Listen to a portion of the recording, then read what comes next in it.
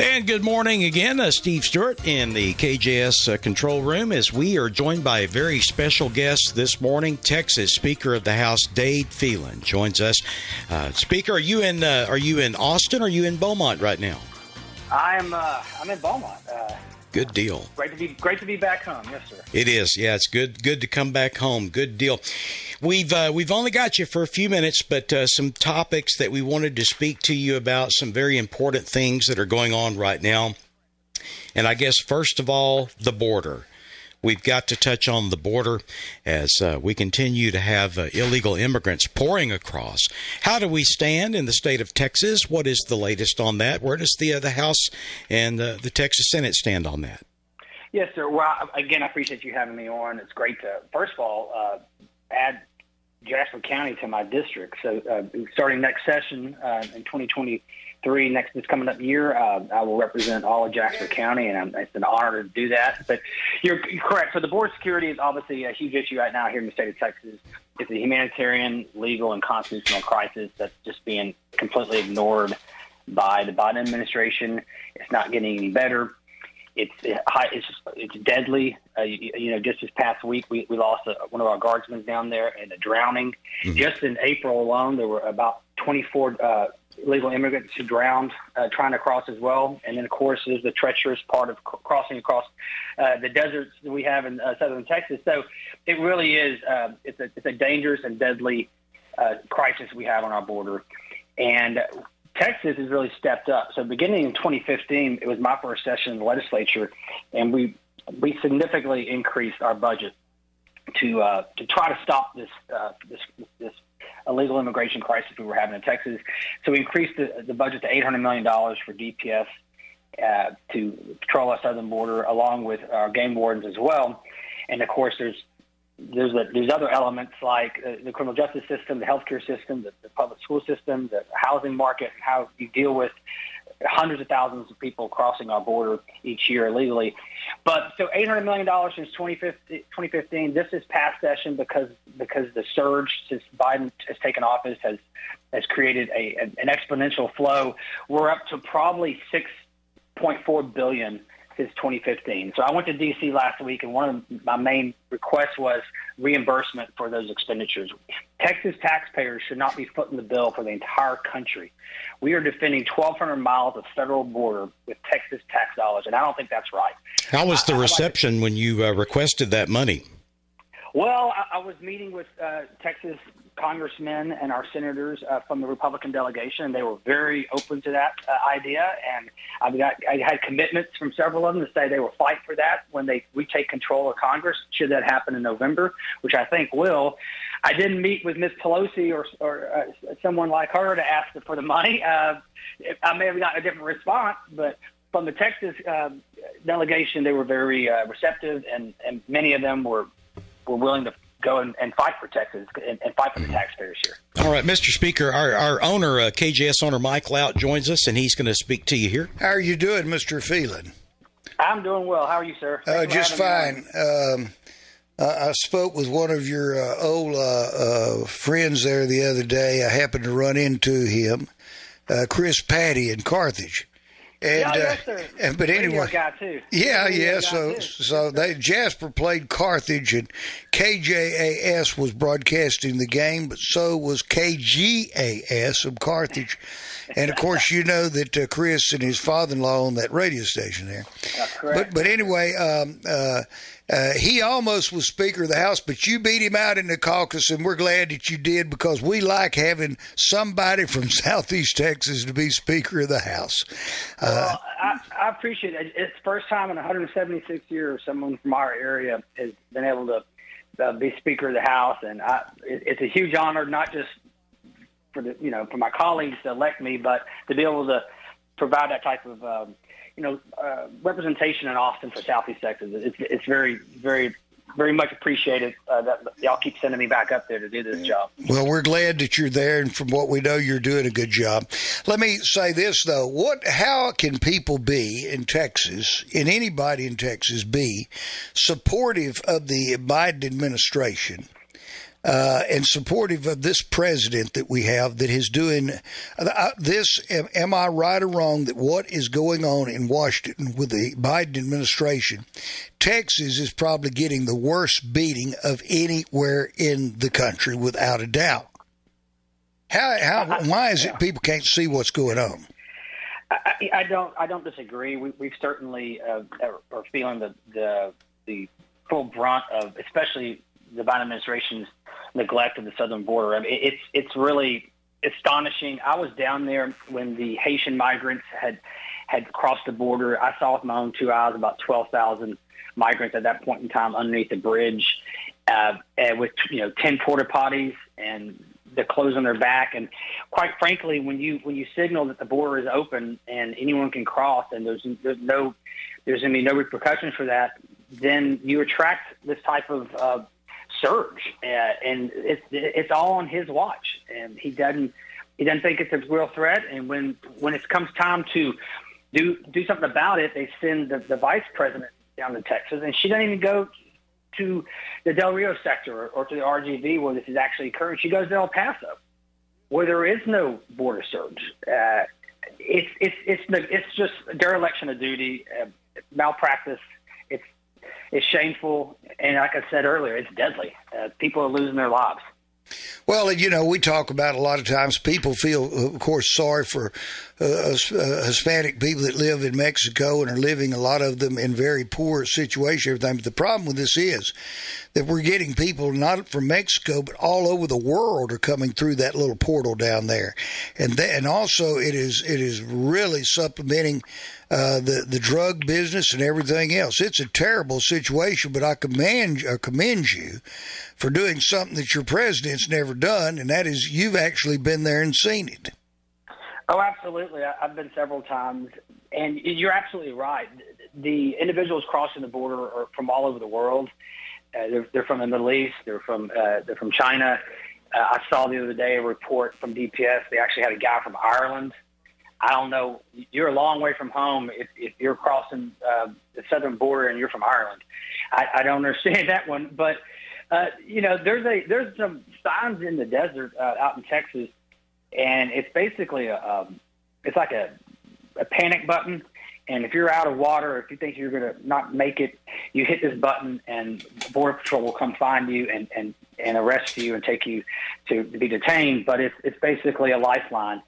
The first section of verbiage is in English, the next is in Spanish, and the third is in Chinese. And that's how many individuals from Asia cross our southern border. There's also been reports of over 30 individuals on the terror watch list who have been apprehended. That's just those that have been apprehended. Imagine how many got through that were not apprehended, that are on a terrorist watch list. You're right. It is. I'm all for legal immigration. I'm all for someone going through the protocols and the laws that we have set up to come here and work. I think we all support legal immigration. But what is occurring down there is anything but a solution to our problems. Mm-hmm.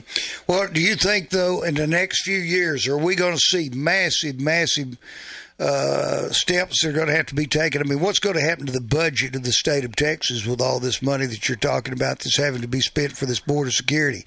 Do you think that we will ever see any help from the federal government, or are you all going to have to end up raising the taxes here in Texas? Well, I hope we don't have to ever raise taxes for any reason here in Texas. That the economy is doing so well that I hope that's never the issue. So many people are moving here because we're the land of opportunity with a reasonable tax structure and reasonable regulations, and that's why businesses are flocking here. But you're right. Just last week, the governor, lieutenant governor, and myself had to approve the additional $495 million for border security, and that's exactly the reason I went to D.C. Very frustrated by this, and by the time session rolls around, I expect that total from 2015 to 2023 would be closer to $7 billion. I think that with Congress in Republican control, both the House and the Senate, I would really hope to see some movement on that to where Texas can be reimbursed, and we can use that money for property tax relief or better roads or public education or whatever the voters see fit. But again, this is the state addressing a federal issue, and I think it's really unfair to Texas taxpayers to have to foot that bill. All right, Mr. Speaker, Steve Stewart again, and a question about a document that was leaked from the Supreme Court regarding the Supreme Court possibly shooting down Roe versus Wade from back early 1970s. And what effect, if that does happen, what effect would that have on Texas? Well, this past session, we passed a bill, a lot of press on the heartbeat bill, but really what would probably impact this decision, should it be accurate, and it should it actually this opinion be what the Supreme Court issues in probably July. We passed a bill this past session. It's called the Trigger Bill, and what it basically says is if Roe v. Wade is overturned, then it triggers this bill which says abortion is not legal and is no longer legal in Texas, which is what the standard was prior to Roe v. Wade in 1973. So we will revert back to the previous law of 1973. Again, we have to wait for that opinion to actually be issued. I can tell you that in Texas, this past session, in my first session as Speaker, we went as far as any other state, if not farther, in making certain that those individuals who don't have an abortion have an alternative. So we have $100 million into a program called Alternatives to Abortion, which goes to crisis pregnancy centers to work with a woman who wants to have a child, doesn't want to have an abortion, and counsels them. They have clothing and diapers, and they really work it through the whole program, even their personal budget, how to stop smoking, domestic abuse issues. They counsel all those problems. Again, $100 million. We also extended health benefits for mothers from 2 months to 6 months post-pregnancy, those who can't afford health insurance. We extended that to 6 months.